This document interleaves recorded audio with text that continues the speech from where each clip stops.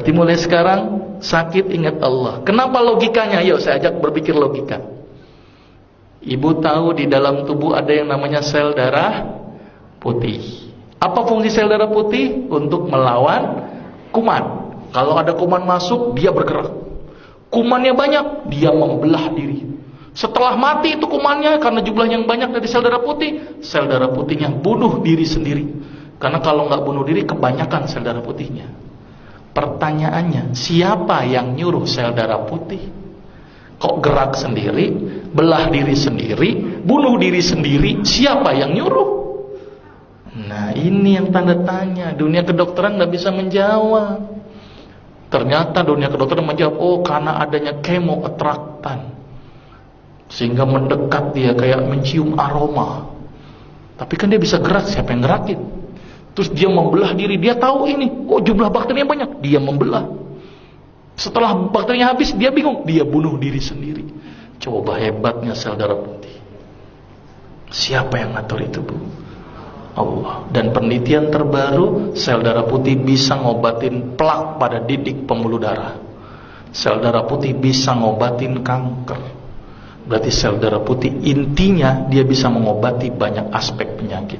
Bahkan pengobatan kanker terbaru itu dengan menggunakan imunoterapi. Apa itu imunoterapi? Sel darah putih yang khusus untuk makanin kanker diternak di luar, dimasukin lagi. Dan harganya mahal sampai ratusan juta. Islam mengajarkan supaya imunnya aktif dengan apa, Ibu? Salat tahajud, berbekam, minum habatus saudah dan madu. Nah, ini yang ngajarin siapa semuanya, Ibu?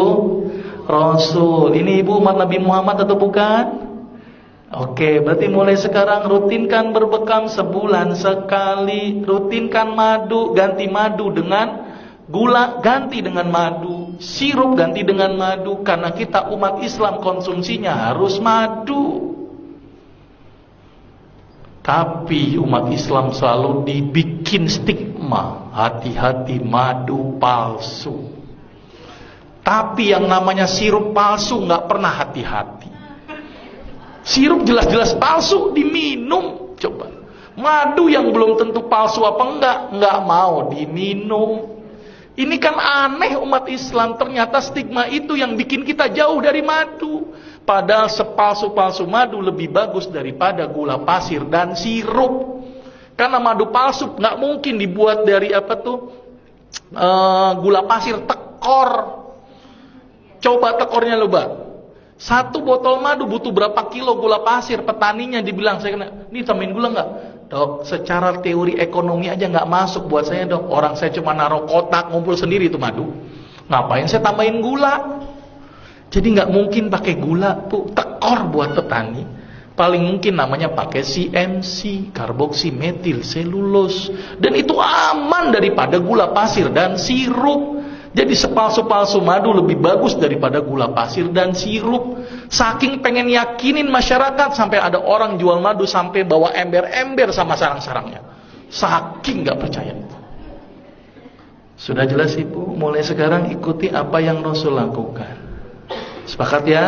Sekarang mulai berubah. Kalau sakit ingatnya Allah dulu. Mungkin sebagai introspeksi, saya punya salah apa? Mungkin introspeksi, mungkin saya gara-gara ini. Coba makan saya yang salah. Introspeksi dulu.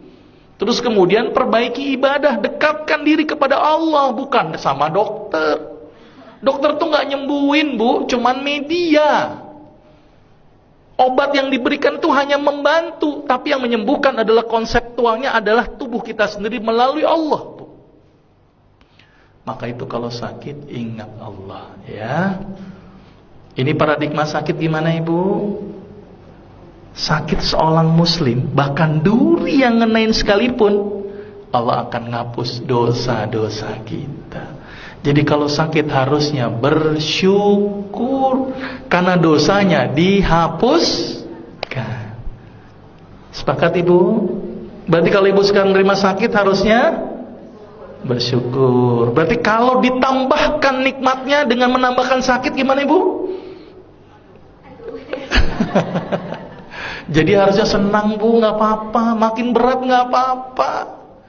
Ya, karena ingat hidup kita di dunia hanya sementara. Ada satu kehidupan yang tidak ada ujungnya, yaitu akhirat. Maka itu di dunia dijadikan satu kegiatan untuk ngumpulin amal. Jangan banyak berkeluh kesah, apalagi berobat kepada dukun. Aduh, hati-hati. Sekarang ustadz menjadi label untuk sebuah dukun. Maka itu hati-hati. Gak mungkin tulis praktek dukun, udah gak laku. Ustadz, hati-hati ditangkapnya ustadz apa itu. Nah, Guntur Bumi yang ditangkap itu ustadz loh, nggak bilang dukun, ya kan?